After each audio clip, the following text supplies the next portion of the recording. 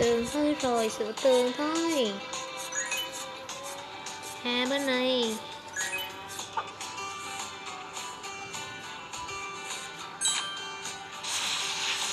Trét xi măng lên. Trét xi măng lên.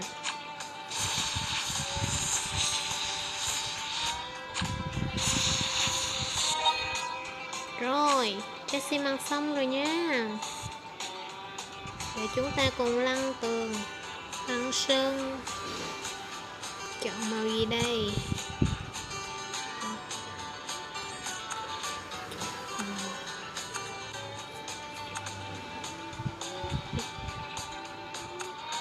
Chọn màu cam đi ha.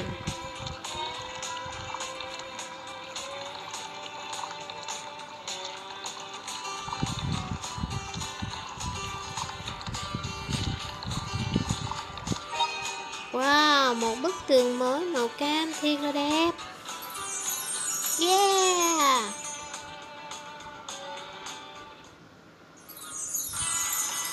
Tiếp theo chúng ta sẽ sửa cửa nha.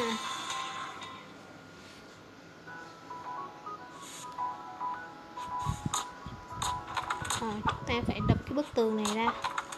Dùng búa đập bức tường.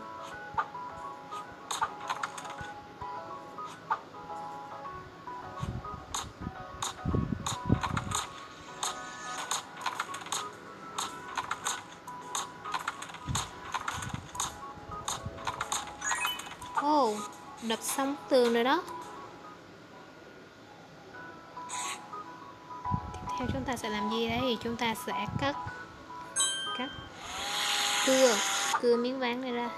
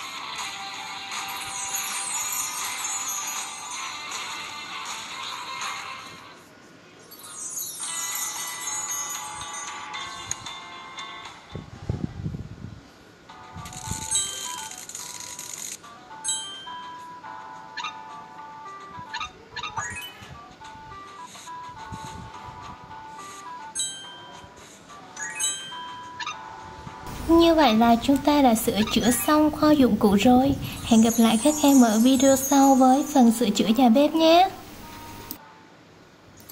Các bạn đừng quên nhấn nút đăng ký kênh Ông Ngông TV tại đây, nhấn chuông và chia sẻ cho bạn bè cùng xem nhé.